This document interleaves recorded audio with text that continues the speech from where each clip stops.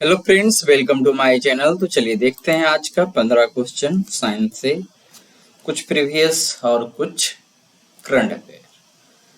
तो आइए देखते हैं। फिलहाल तो वीडियो रिकॉर्ड हो रहा है, कल आधा में कट गया था। तो आइए देखते हैं आज पता नहीं क्या होगा।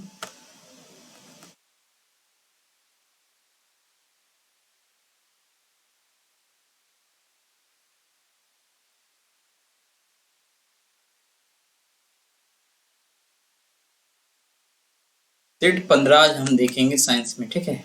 कल वो ज्योग्राफी में 15 नहीं 14 था, क्योंकि वो पीछे चल रहा था सबके साथ, उसको भी हमने सिंक्रोनाइज कर दिया। तो आइए देखते हैं आज का पहला क्वेश्चन। करा भारतीय अनूप मेर। अच्छा, अनूप मेर का मतलब यहाँ क्वेश्चन में बारह सिंघा लिखा है कि अच्छा कि उस उपजाति जो पक्की भूमि पर फलती फूलती है और केवल घास रक्षी है, के संरक्षण के लिए निम्नलिखित में से कौन सा संरक्षित क्षेत्र प्रसिद्ध है। यहाँ पे चार ऑप्शन है: कान्हा राष्ट्रीय उद्यान, मानस राष्ट्रीय उद्यान, मुदुमलाई वन्यजीव अभयारण्य, ताल छप्पर वन्यजीव अभयारण्य। तो ध्यान देना है, आंसर होगा ऑप्शन ए, कान्हा राष्ट्रीय उद्यान। तो बारहसिंघा को निम्नलिखित राष्ट्रीय उद्यानों में देखा जा सकता है: दुधवा राष्ट्रीय उद्यान जो यूपी में है, कान्हा राष्ट्रीय उद्यान जो मध्य प्रदेश में है, पीलीभीत टाइगर रिजर्व ये कहाँ है, यूपी में है। बारहसिंघा भारत और नेपाल में पाई जाने वाली एक हिरण प्रजाति है। यह पाकिस्तान और बांग्लादेश में लुप्त हो चुका है। करैया सिटीज के परिशिष्ट एक और 1972 के वन्यजीव अभ्यारण्य वन्यजीव संरक्षण अधिनियम की अनुसूची वन में सूचीबद्ध है। इस कारण से विकल्प वन सही हुआ। कान्हा नेशनल पार्क क्या है? करैया मध्य प्रदेश में स्थित और मध्य प्रदेश का सबसे बड़ा राष्ट्रीय उद्यान भी है। वर्तमान में कान्हा क्षेत्र को दो संरक्षित क्षेत्रों में हॉलन और बंजार में विभाजित किया गया है। बंगाली टाइगर, भारतीय तेंदुआ, स्लॉथ भालू, बारहसिंघा और ढोले यहाँ पाई जाने वाली महत्वपूर्ण प्रजातियां हैं। अब देख लीजिएगा ढोले क्या होता है। हो सकता है कुछ क्षेत्रीय भाषा में किसी जीव को ढोले बोला जाता हो और आप किसी और नाम से जानते हो, तो ढोले को आप देख लीजिए। अगर इस्पात स्लैग निम्नलिखित में किसके लिए सामग्री हो सकता है? इस्पात का जो स्लैग होता है, स्लैग मीन्स गंदगी, उसका एक्स्ट्रा पदार्थ जो निकलता है वही होना चाहिए। इस्पात को निष्कर्षण ये सब करने में जो स्लैग निकलता होगा ना, तो इसका प्रयोग कहाँ कहाँ हो सकता है। ये क्वेश्चन आपका 5 क्वेश्चन हम देखेंगे। ये 2020 का है, ये रिवर्स में चल रहा था, 2024 से 20 तक ही आया है। कराधार सड़क के निर्माण के लिए तो यही प्रयोग किया जा सकता है। फिर एक कृषि मृदा के सुधार के लिए, तो बहुत सारा पोषक तत्व जो मृदा के लिए उपयोगी है इसमें मिल सकता है। फिर सीमेंट के उत्पादन के लिए, सीमेंट के उत्पादन में भी इस्पात के स्लैग का प्रयोग किया जा सकता है। यहाँ पे तीनों कथन इसके लिए क्या है, सही है। तो सड़क निर्माण में स्टील स्लैग का क्या उपयोग है वो हम देखेंगे। स्टील स्लैग स्टील उत्पादन का एक उप उत्पाद होता है और अक्सर इसका उपयोग सड़क निर्माण में किया जाता है। करैया असफाल्ट में एक एग्रीगेट के रूप में कार्य करता है, जो एग्रीगेट्स, बाइंडर्स और फिलर्स का मिश्रण होता है।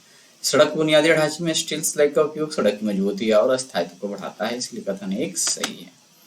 कृषि मृदा सुधार के लिए स्टील स्लैग। स्टील स्लैग में कैल्शियम, मैग्नीशियम और सिलिकॉन जैसे पोषक तत्व होते हैं, जो मृदा की अम्लता को सुधारने और मृदा की गुणवत्ता को बढ़ाने में मदद कर सकते हैं।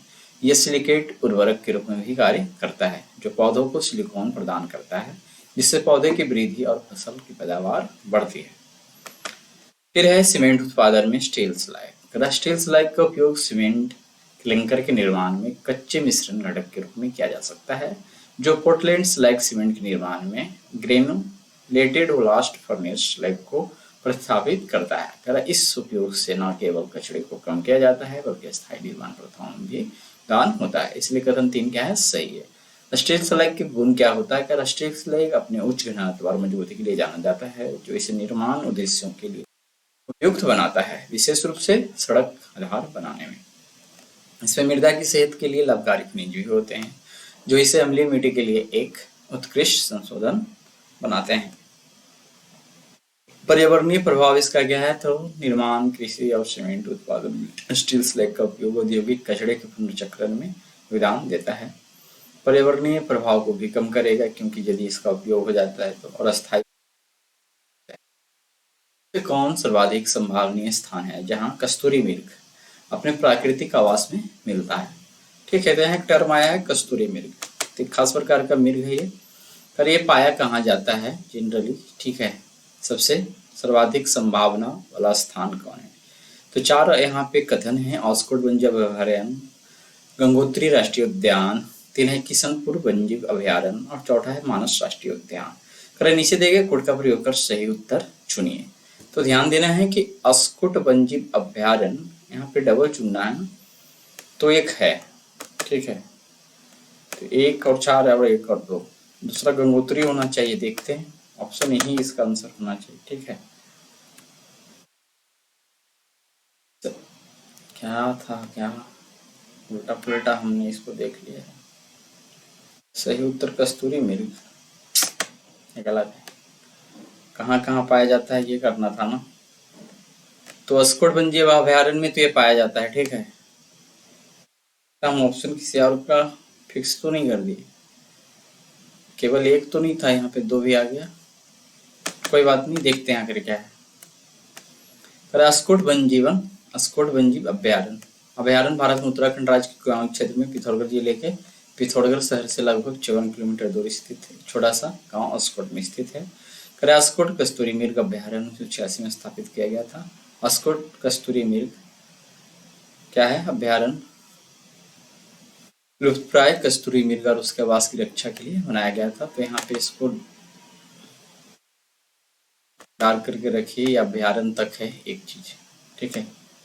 ये लुप्तप्राय कस्तूरी मृग और उसके आवास की रक्षा के लिए बनाया गया था। 1600 मीटर की ऊंचाई पर स्थित अस्कोट अभयारण्य में 600 वर्ग किलोमीटर का विशाल क्षेत्र है जो बस्तियों और जीवों की असंख्य प्रजातियों से समृद्ध है। अस्कोट वन्यजीव अभयारण्य में पाई जाने वाली कुछ अन्य जानवरों की प्रजातियों में जंगल कैट, बंगाल टाइगर, हिमालय तेंदुआ, तितर, शेराव, काकड़, सीबेट कैट, घोरल और हिमालयन हुर भालू शामिल है। अस्कोट वन्यजीव अभयारण्य भारत के सबसे प्रसिद्ध वन्यजीव अभयारण्यों में से एक है और इसे भारत के हरित स्वर्ग के रूप में जाना जाता है। क्वेश्चन हम जहां तक लगता है ना आधा अधूरा छोड़ दिए हैं, ठीक है। डिस्क्रिप्शन को, इस क्वेश्चन को कैंसिल करके चलिए 2020 में देख लीजिएगा क्या है, ठीक है। आगे का वीडियो रिकॉर्डिंग रहने देते हैं।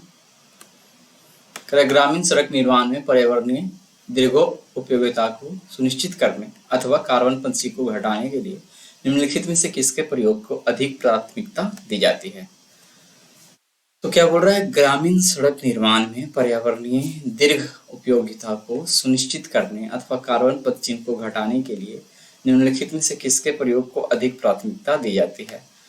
तो यहाँ पे प्रेफरेंस के अनुसार देखना है। यहाँ ताम्र स्लैग है, यानी कि ताम्र ये सब के निष्कर्षण से जो स्लैग निकलेगा, गंदगी निकलेगा, ठीक है, कचरा निकलेगा, उसका प्रयोग शीत मिश्रित एस्फाल्ट प्रौद्योगिकी से भी जो भी निकलेगा, बोल सकते हैं स्लैग वगैरह ही, जियो टेक्सटाइल, ये तीनों जो है ग्रामीण सड़क बनाने में उपयोग होता है। और देखना है कि पर्यावरणीय दीर्घ उपयोगिता को सुनिश्चित करता हो और कार्बन पदचिह्न को घटाने का भी काम करता हो।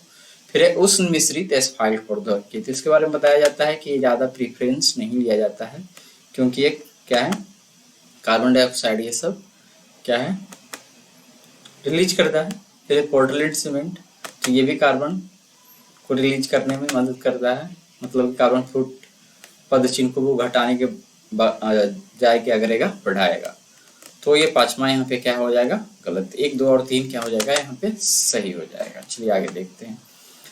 आगे देखिए, इसको पढ़ लेते हैं। सही उत्तर क्या है? विकल्प ए है, ठीक है। 1, 2 और 3। कॉपर स्लेग, कॉपर स्लेग तांबा उद्योग का एक उत्पाद है और इसका उपयोग सीमेंट और कंक्रीट उत्पादन में किया जाता है। सड़क निर्माण में इसका उपयोग पर्यावरणीय और आर्थिक लाभ प्रदान करता है, खासकर उन क्षेत्रों में जहां कॉपर स्लेग बड़ी मात्रा में उत्पन्न होता है। यह अपशिष्ट को कम करने और प्राकृतिक संसाधनों के संरक्षण में मदद करता है। फिर कोल्ड मिक्स एस्फाल्ट तकनीक, कोल्ड मिक्स एस्फाल्ट तकनीक गर्म मिक्स एस्फाल्ट की तुलना में अधिक पर्यावरण के अनुकूल है क्योंकि यह गर्म करने की आवश्यकता नहीं होती है। इससे ऊर्जा की खपत कम होती है और हानिकारक धुएं का उत्सर्जन भी नहीं होता है, जो इसे तुलनात्मक रूप से प्रदूषण मुक्त बनाता है। करें कोल्ड मिक्स asphalt का उपयोग नई सड़क निर्माण और asphalt पार्थो पाथो अच्छा पार्थो नहीं पाथों के पुनर्चक्रण के लिए किया जा सकता है, जो स्थायित्व को बढ़ावा देता है। फिर है जियो टेक्टाइल्स।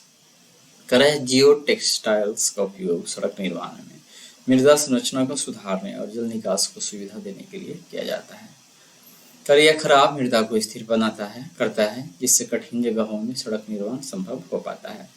कर इसके अतिरिक्त जियो टेक्टाइल्स मृदा अपरदन को रोकते हुए पानी की निकास की अनुमति देता है, जिससे पर्यावरण स्थिरता में योगदान होता है। इसलिए कथन तीसरा भी सही है। हॉट मिक्स asphalt तकनीक। हॉट मिक्स asphalt का महत्व हॉट मिक्स asphalt CO2 का क्या है महत्वपूर्ण उत्सर्जक है, क्योंकि इसमें एग्रीगेट्स और asphalt सीमेंट को गर्म करने की आवश्यकता होता है।